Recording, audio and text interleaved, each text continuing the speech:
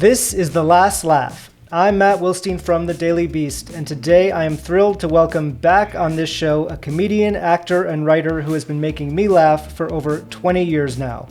You know him from SNL, The Last Man on Earth, and his really wonderful performance in the Four Seasons on Netflix. And you can currently hear his voice in the Netflix animated series Haunted Hotel. Will Forte, welcome back to The Last Laugh. Thank you, Matt. Good to see you. You're just telling me before we started that you're working on a show with your mom. Is that right? I'm working on a show with my mom.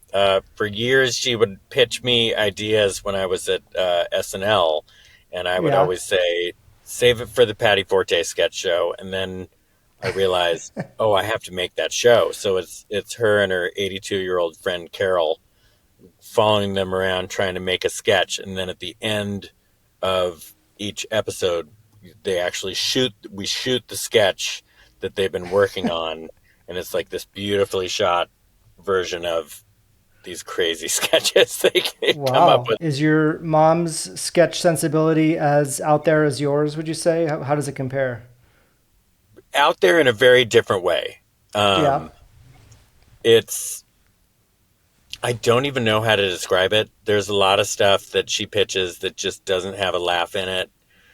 Stuff that will, like, one was about my sister, the real story of my sister having 3 miscarriages, and it's like, wait, you think this is a sketch? Just for a comedy sketch? So it's been, I mean, it's so funny, and it just, like, they are delightful. You're gonna fall in love with them if we're ever able to sell this thing, but yeah, I'm looking forward to that. Yeah, at the very least, a wonderful chunk of time to spend with my mom. Well, it's been over 3 years since you were last on this show. That was around the MacGruber series on Peacock, which I can't believe has been 3 years. When we talked in 2022, you had just finished filming Coyote versus Acme. You were telling me about it. Yep. And now that movie is actually going to come out next year. Is that right? Coming out in August. Wow. So exciting. I mean, that. So yeah, I think what's sort of can you give the short version of what happened there to catch us up on, because since it's sort of where we started last time was you were telling me about filming it. So I know that a lot has happened since then. Yes. So we finished filming it. It's a hybrid of live action and animation with all the old Looney Tunes characters. Like the main character is Wile E. Coyote, and I play his lawyer, and he's trying to bring a lawsuit against the Acme Corporation for all the different bombs that have blown up in his face over the years, stuff like that. Anyway, we finished shooting it. Dave Green, the director, spent a ton of time putting it all together, getting the animation going. They're testing it along the way. It's testing really well. Finally gets to the point where they called us up on it. This was a Tuesday night. They said, we are ready to finally show it to you guys. We're so excited about it. It's testing really well. The very next day, Wednesday, I get the call that Warner Brothers decided that they weren't going to release it theatrically or on streaming. And that was, I just had no idea. So they still let us watch it that next Tuesday. And going into that, I was like, oh, maybe this thing's a piece of crap. Maybe just like he's lost in it and he doesn't know. And then I went and I saw it, and I loved it so much. It was so heartbreaking, because it was like, oh, this was a movie that I was so proud of, and it's fantastic. And so I just thought, oh, it's, after a while, it seemed like Warner Brothers was trying to sell it, and then nothing really worked out. So I just had given up on it, and it was, I would still get angry from time to time thinking about it. And then out of nowhere, Ketchup Entertainment came in and bought it and resurrected it. And so, as mad as I was at Warner Brothers, I also, I'm thankful that they let Ketchup buy it. And, in a way, the journey that it's taken, I think gives it a bigger profile. Like more people know about it because they Hmm. know about the what happened. So I'm very excited for people to see it. And it's just like after a couple of years of just giving up on it and sadly thinking it wasn't going to come out, it's so exciting to to know that people are going to see it. So let's talk about some things that people, have seen and will be able to see. You've had a very busy year, especially with Netflix. This is this new show that you're the voice on, Haunted Hotel, is your second Netflix series of the year, I believe, after 4 seasons. So Haunted Hotel is you've done a lot of animation, voiceover work in your career, especially since SNL. What do you enjoy about that type of performance and using your voice in that way? Well, I mean, I love doing things that are a little more absurd, and you know to literally be able to be cartoony and stuff because it is for an animated show is something that's really fun because you don't always get to do that in live action. So it's a fun job. It's you just go into this booth. You don't have to the days when you're on a live action shoot, you're getting in super early and you got to go through hair and makeup, and then it's a lot of relighting. This is just like doing the fun part. You're just saying the words, so that those are all the real positives to it.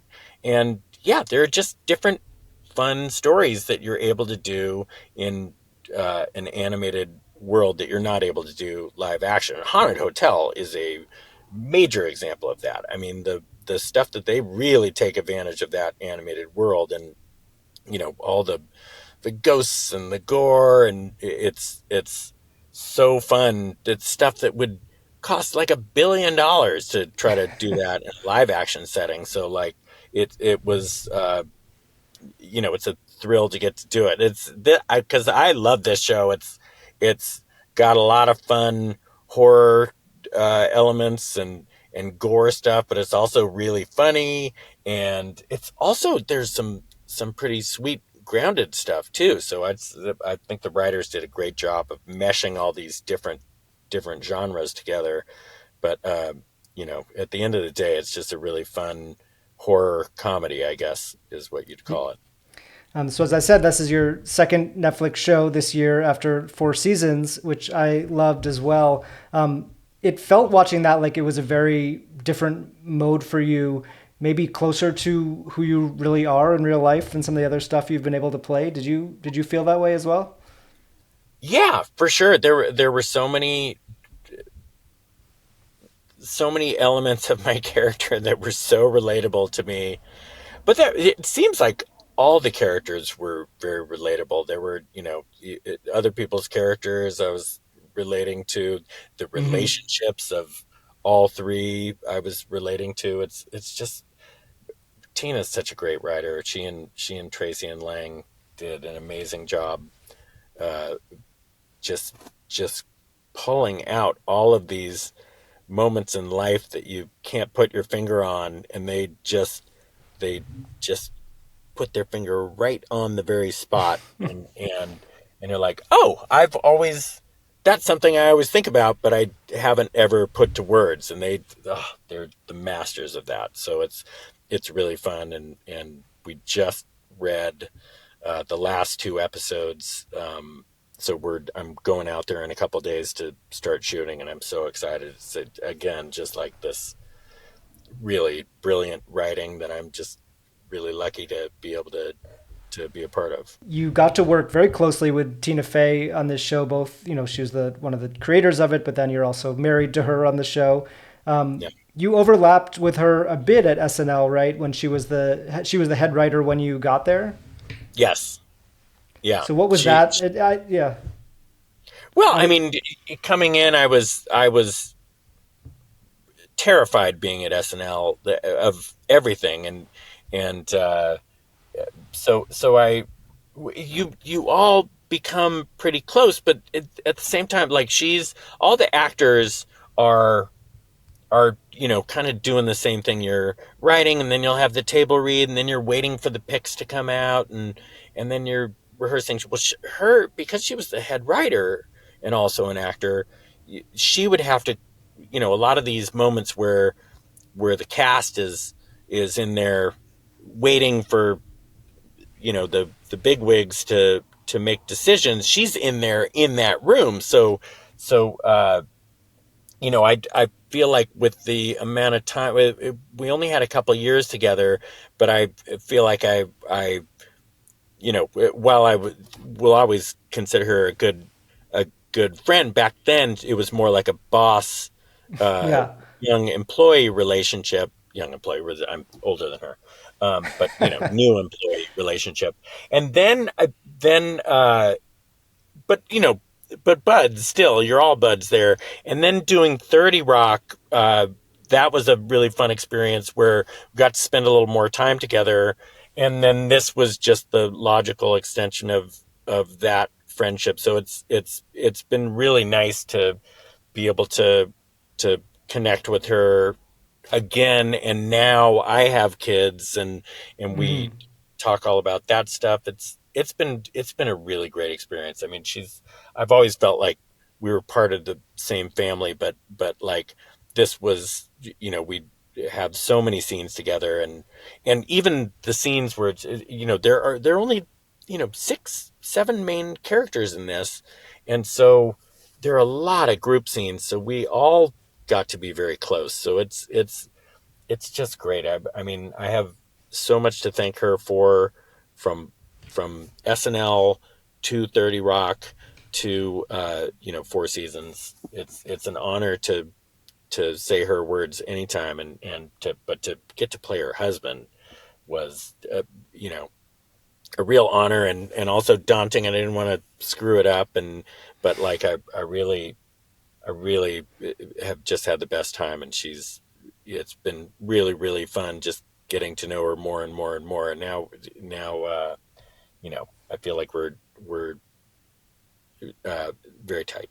I feel like a lot of your characters when you're at SNL, you don't really know what's gonna stick or what people are going to still remember. 10 years later. One character that I feel like has gotten some new recognition in recent years is Hamilton Whiteman, basically because they love talking about him on the Seth Meyers and Lonely Island podcast. I feel like he comes up a lot with those guys. So I Yes. wanted to ask, from your perspective, the story behind creating that character. Where did that come from, and how did it develop into something that became a regular character on the show? Well, I remember my friend John Solomon was writing a, a sketch. I forget what they called them, like some kind of like crazy character parade or something like that. It Hmm. was yeah, I think the first one was a wedding Yeah, it's speech. always like a wedding toast or a funeral or something, and a lot of characters come up, and then Yeah. you're always the last one, or almost always, I think, the last one to come up. So anyway, we used to write a lot of stuff together, and he had started doing that one on his own, and he showed it to me, and I said, I don't even think I was in it at that point, or maybe he said, oh, what, I want you to be in this, and so I looked at it, and we kind of started working on it together, and we came up with that character, the two of us, and then we it was really fun to do because it was fun personally for me because I that character was a fun, crazy one to do, but also just involving everybody in a sketch is always fun there. And and that's really one where everybody gets to come in and shine. Just everybody gets to be a different kind of weird, and it's really fun. So we after we did the first one, it went well enough that we thought, oh, let's put them in a different situation, and we can kind of get some new and some old. So, Kristen Wiig always comes in with an oxygen mask, and we left her character. So it just kind of went from there. But then we thought, oh, let's try to write a Hamilton sketch, and we loved doing them. I don't think they ever went that I, well, like the yeah. Hamilton on his own. I think Hamilton is a fun. character in small doses, but uh, but we did do a couple. I think one or two where Hamilton was like the lead of a sketch, Hmm. and then I was done with SNL, and I think we had only done Hamilton 4 or 5 times. Well, then that it kind of got resurrected because um, Seth Meyers, when he was getting married, he asked me to do, his rehearsal dinner. There were a bunch of speeches, and he asked me to do one as Hamilton. So me and Yeah. John Sullivan got together, and we wrote this insane Hamilton speech. It was really fun to do, and it went very well because we could be a little looser than we would have been at SNL with it. So we had fun and went right up to the line. And then Andy Samberg was at that wedding, and he was getting married 2 weeks later. So he said, "Hey, will you do one at Again. my rehearsal dinner?" So we put together a whole different one because it's like a lot of the same people are going to be at this wedding. So we had Yeah. to like, You need all new jokes. yeah. So that was, I Um, think, how that became a little bit of an inside uh, SNLers joke. And then I did do it at one more. My buddy Pete Hike got married and asked us to do one there. So I've done three. I've almost done more wedding toasts than I have sketches at SNL of Hamilton. Yeah, that character definitely goes up to the line on the show. So I can't imagine what you were doing at these weddings, sort of behind closed doors. I remember Seth played a very short clip, which he said was the only like 20 seconds of it that he could play on his show when you were a guest. But do you remember any of the I mean, jokes it's. at either of them, that his or Andy's, that? I mean, it's all. I don't, and I want to respect Yeah, the him privacy. wanting to keep it privacy because I don't think that I would be as worried about it. But I think he's probably trying to. I don't think that there was anything that was like, oh, that anything that would get me canceled. It was just, Yeah, it's a character who is a you know a not a good dude, and so like all this stuff that comes out is not, is obviously not me saying, oh, this is how I feel. It's, yeah. I this guess we should say, for anyone is who doesn't know, he's sort of like a racist, white yeah, kind supremacist of a racist, asshole. Yeah, misogynist dude, you know. But I mean, it is yeah, but it was most of the stuff was just about the two of them, yeah, and roasting your friends. yeah. Did you feel like it did feel like, I mean, it was, you were doing this character during the Obama era on SNL. It does feel like the kind of thing that would not work in the same way now, because those sentiments are so much more present in the culture. Yeah, yeah. I mean, it's yeah, I Yeah. agree. Do you think It's you I wouldn't was want it? Would you want to do it now if you were on the show? Do you think? I mean, I would do it. I would do it. Yeah. It's, but it is worth noting that, like, that back then, that was, we thought, oh, here's some frickin', you know 1% of the population, or less than 1% of the Hmm. population, and now it feels like, oh, this is sadly kind of a mindset of a lot of people, and it's seems to be gaining traction. You wouldn't want to be seen as, or mistakenly seen as, sort of I don't think celebrating it as anybody would opposed to, ever yeah. mistake it, but I also, I would not, yes, there would be part of me that wouldn't want anybody to even have the chance to mistake it, because it's like, Mm, it's freaking, it's yeah. not Yeah. cool. Um, I would think that some of those sketches ended up in that 10-1 slot on SNL, which is talked about a lot as sort of the place where weirder sketches can end up. I feel like you were for a while the king of the 10-1 slot.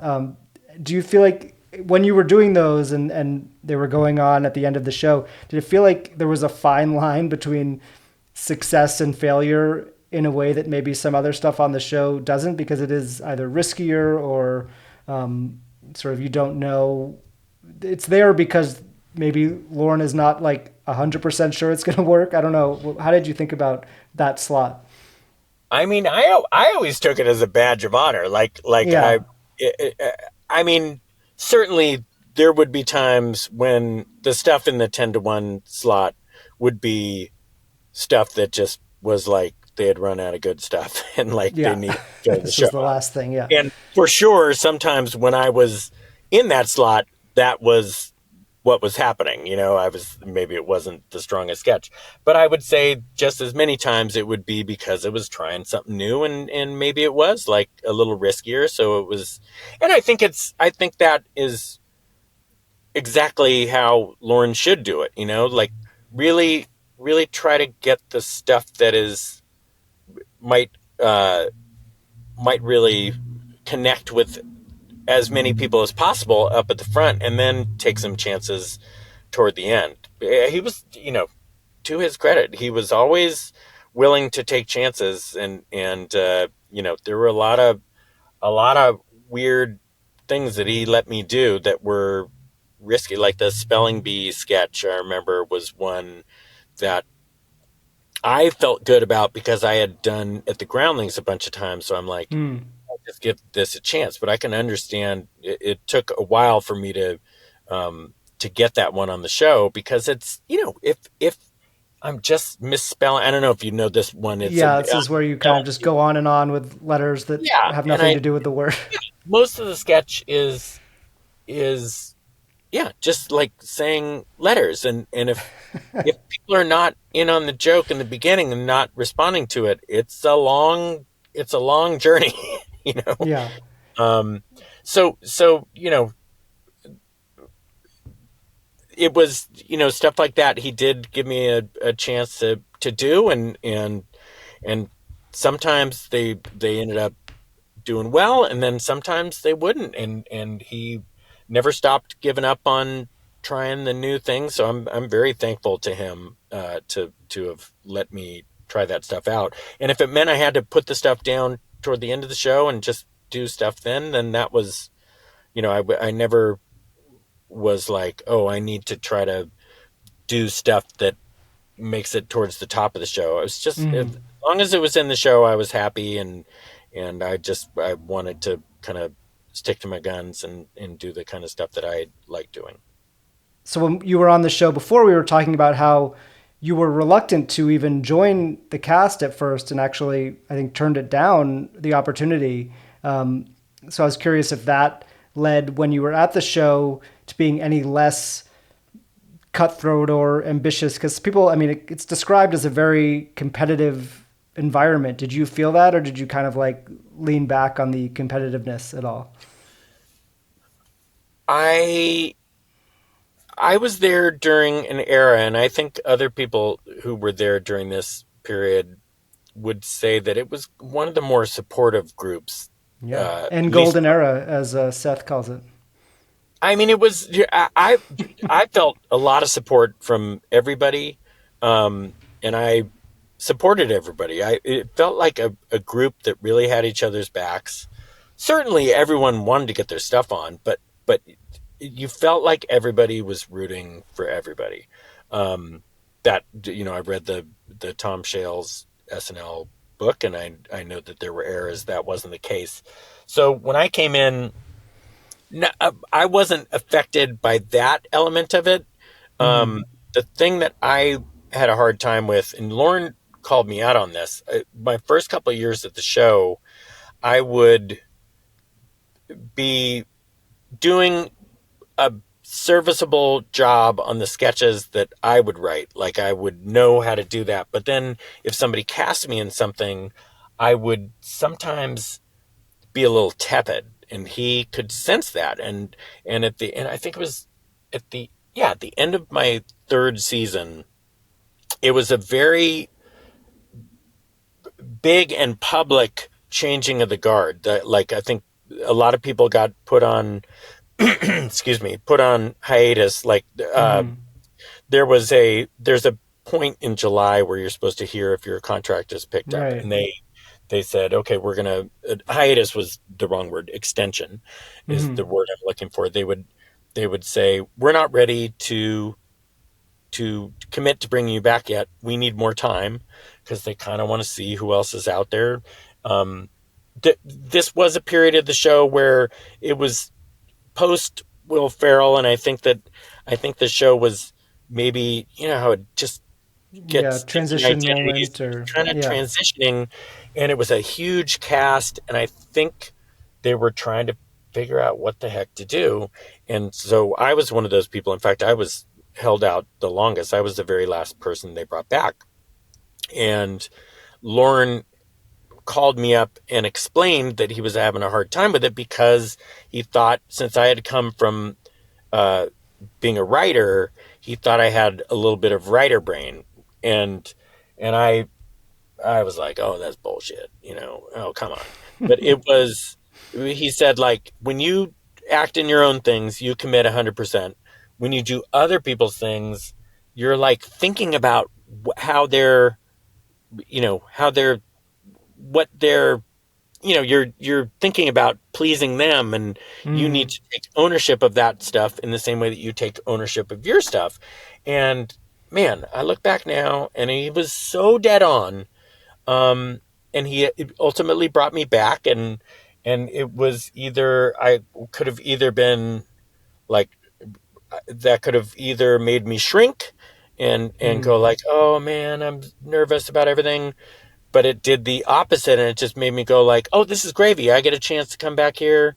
Fuck it, let's go for it 100%. And I it really was like, he somehow got me to a place where I was able to take ownership more of some of the stuff that people had written, like co-ownership. They tell you what Hmm. they want, but they're wanting you to to Yeah, get in to there go and all really go go in, for go it. all in. Yeah. Yeah, So it's so almost it like was, that was you had a near death experience at the show, and then had a second lease on life. It was like you, exactly. yeah. Did you? I mean, you when he called and had that conversation with you, did you think that was it for you? I mean, was that? Did you have a moment where you thought you were being let go, or had you convinced yourself that you were not going to be coming back?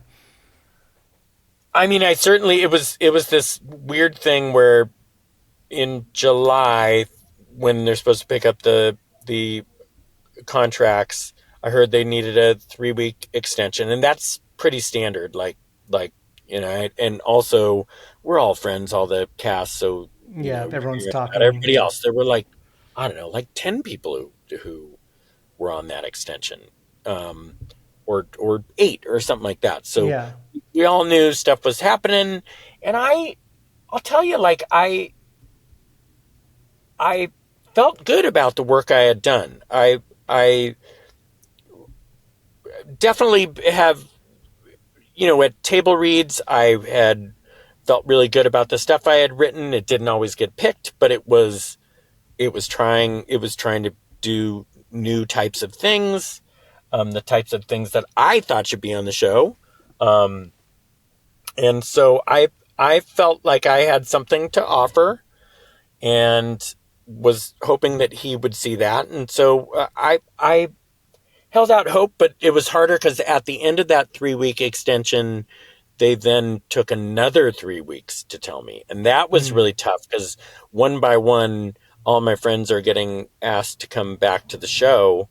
And I was the final one. So I got really lucky. I don't, who knows what would have happened had I not come back. I don't know. I don't know. But thank God I did. And he was right to call me out on that, and I thank him for it. I think it not only helped me at the show, but it helped me in other projects too. Was MacGruber something that came after that? That first Yeah, 3 years? MacGruber was, God. I feel like that was probably started in my sixth year. Oh Um, wow. yeah, Because I feel like that's now probably because of the movie and because of the show. It's sort of the character that you are probably best known for yeah. at the I show, and it wasn't really until the end of your run there. yeah. And every part of the MacGruber stuff was a surprise. We Yorma had pitched it to us a bunch of times, just as a character. I think he was even thinking about it as just like a live sketch in the Hmm. show, and so John Solomon and I were like, I don't know, we're not really feeling it. And then he just, for so many weeks in a row, he had pitched it that we He finally knew. were like, okay, let's do it. And then the three of us together came up with that concept of doing the three Hmm. different shorts, and then it became a different thing, and then we're like, oh, okay, I see it. But when we finished the first one, it was it was good. It was fine. It Yeah. wasn't like, oh, we've done it, we've created you know we're going to be making a movie about this at some point. It was a real, okay, this is good. I don't think it'll be embarrassing. And then it played pretty well at that show, the Jeremy Piven show. He was the first one, and but I don't think we. I think we were like, oh, that went well. And but I don't think we were thinking like, oh, let's make a second one. Until a couple weeks later, some idea came up, and we're like, oh, we should do another one of these, and then even after the second one came out and did pretty well, we I don't think it was till after the third time we did it that we thought, oh, this is a fun thing to do, and we should think of more ideas. And then ultimately it got to a point where Lorne would ask for them, Mm. which is a very cool feeling, but it's also Yeah. stressful because like Yeah. Now you're on the sometimes hook. you don't even have an idea, and then you have Yeah. to excuse me, I have a frog in my throat. But every step of the way, and then that Super Bowl commercial came, and that was a surprise, and then the movie opportunity came up, and so it I love doing the MacGruber character, and I love the people that I get to do it with. That's a big part of why I love it so much. By the way, MacGruber kind of has a little bit of that Hamilton element. Like Yeah. he's He does, right? he's got He's not a good he's got guy. his faults. Yeah. Something But about that those characters that you like doing. yeah, there's a fun challenge in like taking this idiot and seeing if you can somehow make him redeemable in some way. I will say that MacGruber 2 is still on your IMDb page. Is that real or is that just there for That's so fun or what do you funny. think? No, that is not real. I mean, look, I Could would, be. It could be. if I could, I would do MacGruber all the time. It's as I said, like it's a group of people that are like family. John and Yorma and Kristen and Ryan and just that whole group. Maya, although she's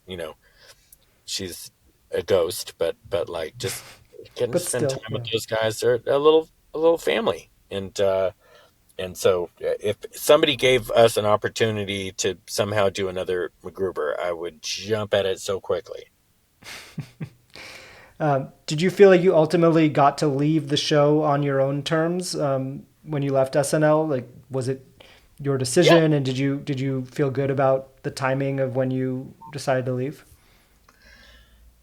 Yes, for sure. I left on my own terms. I did not know when we made MacGruber the summer before my eighth season, and then the very end of the season came. MacGruber was coming out a week later. I at that point thought, oh, I'll be back next year, and then MacGruber bombed, and I still thought, oh, I'll be back. More than ever, I was like, oh, I got to come back now. What? Yeah, What? yeah. There's, What else am I gonna do? and then my manager and agents called me, and they had the past couple of years been saying, hey, you should think about, it might be time to leave there. And I kept saying, no, I think I really want to go back. I just love it. It's a little family. And this was the first time where they said, it made sense to me, because they said, look, you just did this. The best case scenario, your profile is not going to change by staying a ninth year. You're basically going to be in the same category you're in. The, Hmm. the best you could hope for is to to let them make an SNL movie out of a character you do, and there's no way that's going to happen now. So like anytime you leave, it is going to be a crapshoot. You're going to have to do it at some point. Why not now? And I had just turned 40, and it just it finally sunk in that that was the right thing to do. And there was like there was zero. I did not feel like, oh, there's an obvious acting career waiting out there Mm. for me. I was kind of, I think I did fine at SNL. I was not like at the top of everybody's radar, but I had some things I was proud of, and there were, MacGruber I always loved, and there are a couple sketches there that I was really proud of. I mean, a lot of, that whole 8 years was a magical period. It was a dream that I got to realize, and but I did not come out of there thinking, oh, I'm leaving to pursue a film career. It was like, Mm. let's see what's out there, I'll like the plan was try to get little supporting parts in comedy movies and try to build your way back up. Um, and I knew like if that doesn't happen, I loved writing. I was a writer before going to SNL, and I would just go back to writing. That's what I thought was probably going to happen, is Yeah. just like, go back to writing. And then I just have gotten very, very, very, very lucky. Adam Sandler and Andy Samberg cast me in this movie. It was like a year and a half after I left SNL, so I spent a long time doing nothing. And then that kind of started me back on the track. So I'm forever thankful to them. And then Nebraska just kind of came out of nowhere, and that was, Yeah, that was a big game changer. yeah, yeah, very. Um, I still can't believe that I got cast in that movie. I mean, what an honor.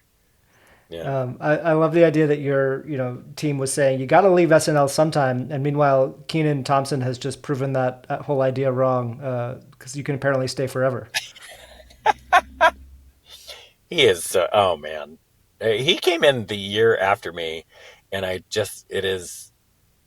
so I when I look back to that time period, it feels like so long ago, and to think that he's still there and still just so good and so like he's the best. I love him. So, and it's yeah, it's and I hope he never leaves. I just love watching him. He gives me and the world so much joy. He is an icon. Um, well, I did want to ask you about coming back for SNL 50, which just happened this past year as well. Um, what was that like for you? When did you find out what you were going to be doing on the show?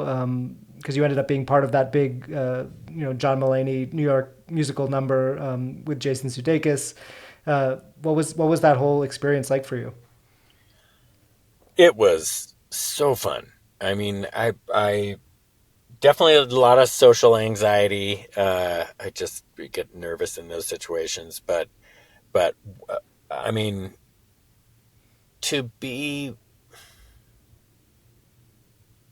it was let me tell you just a teeniest story. When I did do Nebraska, it got nominated for an Oscar, and I got to go to the Oscars that year. I never thought I'd ever get to go to the Oscars, and it was just an amazing experience. Well, a month later, or 2 months, something like, I think it was like a month later, was the SNL 40th anniversary, Mm. and that was by far the cooler experience. It was because that's Yeah. the Oscars. I'm just like, what am I doing here? And I'm looking around. I'm nervous, and and at SNL, it's like, oh, this is. I have a right to be here. This is my little family, and I am part of this institution that's that I'm so proud to be a part of it, and I get to be here and actually, you know, fit in here. And so the 50th was just like that. It was like getting to be back when 10 more years of history to the show, and I got to see a bunch of old friends that I hadn't seen in a long time. The 40th was not too long after I had left, so I still felt really connected to people. And not that I don't now, but it was really nice to see so many people I hadn't seen in a while, and then all the people that I hadn't met, you still feel like you're you're like a family member, like, oh, I've heard so much about you, but they're people who are comedy heroes of mine and stuff. So it was a very special experience, and that I was so excited to do that musical. I didn't find out until, I don't know, maybe a couple days before flying out there, and it was a very long number, which meant a very long rehearsal. And man, I had the best time at that rehearsal. You're just bumming around with a bunch of your old friends, and then a couple people that you've never met and are a big fan of, like Adam Driver and Nathan Lane, all these people like that. It was just really fun hanging around the studio, and my chunk in the song was not so long that I got super nervous. Hmm. So so it was just a lot of fun. And then Paul McCartney's up in the stands. He's watching, and I'm like, oh, that's so weird. I wonder what he's, because he had been there for a while.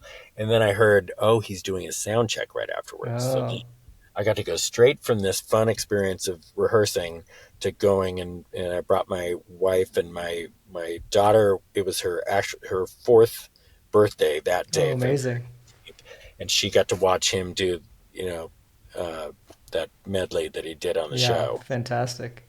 She has no idea, but she's a Beatles fan. I Yeah, play her Beatles stuff, and she loves it. But she didn't get how big of a deal that was. no, Is it true that you tried to give away your part in the musical number?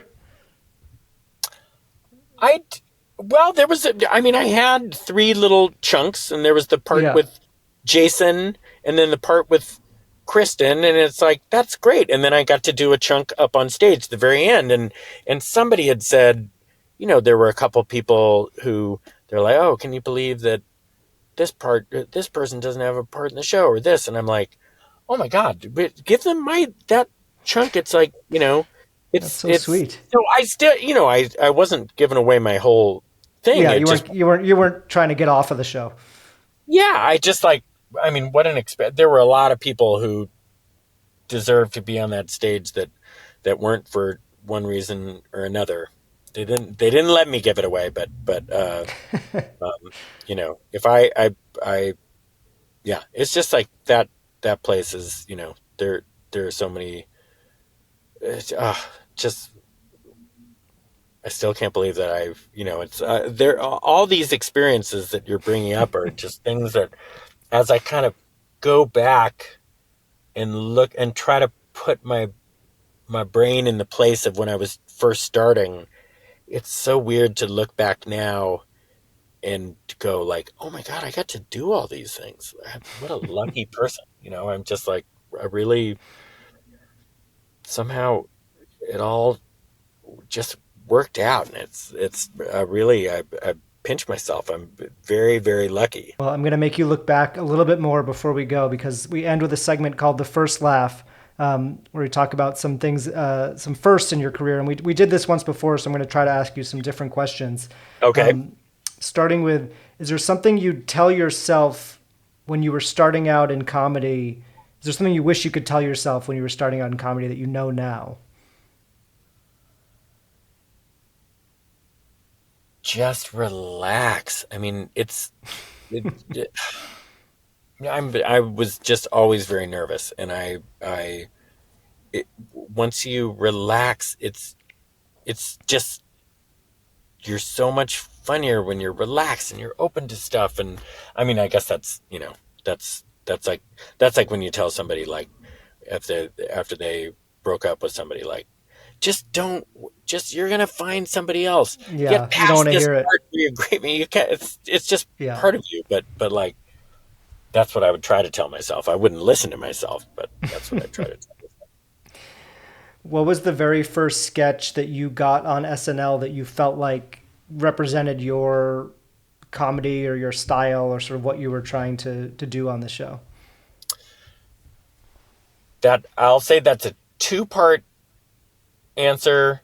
Tim Calhoun I got to do in the third show. That was something I used to do at the Groundlings, and I did in my audition piece. So getting to do that was awesome. It was yeah, my third show. John McCain and the White Stripes was and that was great because it's a nervous character,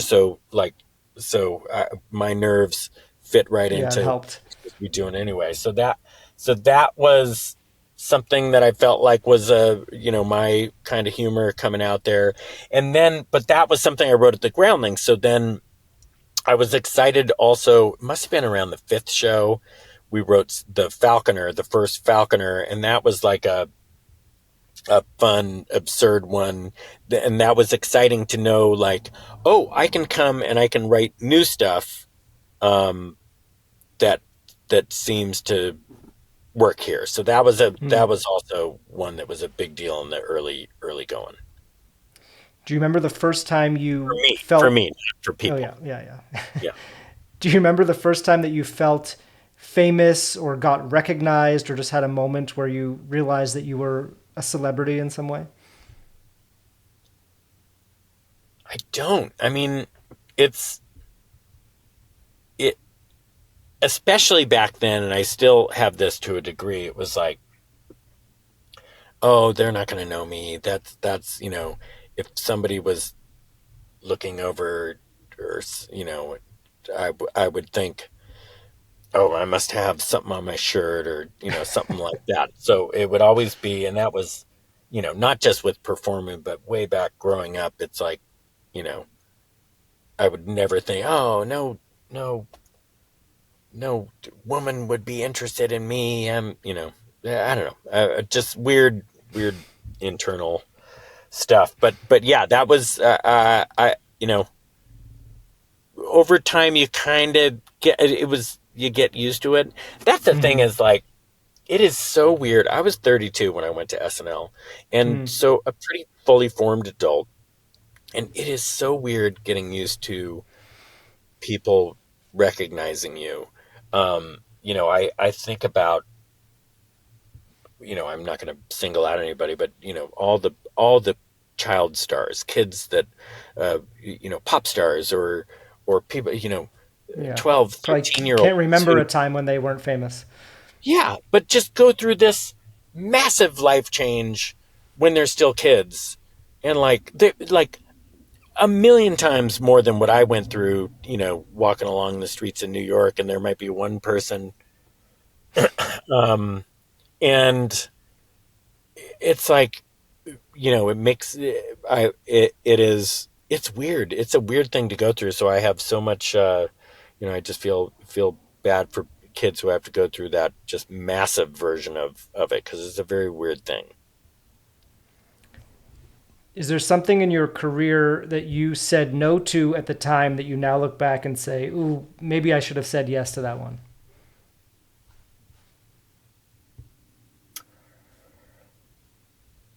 No, no. There's one thing that I'm not even going to say, because somebody else did it, and I don't want them to Mm-hmm. feel like I, that they, because I don't They know weren't if the they, first choice, or yeah. yeah. So I don't want to make them feel bad. But it was a big thing. It turned out to be a big thing. But the if I had done that, I would not have been able to make MacGruber. So I am happy with how everything turned out. Um, everyone's a winner. The flip side of that question, is there anything you said yes to at the time that you now think I should have said no to that? Uh,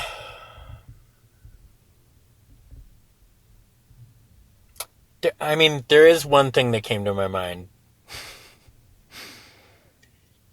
You know what? I I'm just gonna say it. I think it's fine to say it.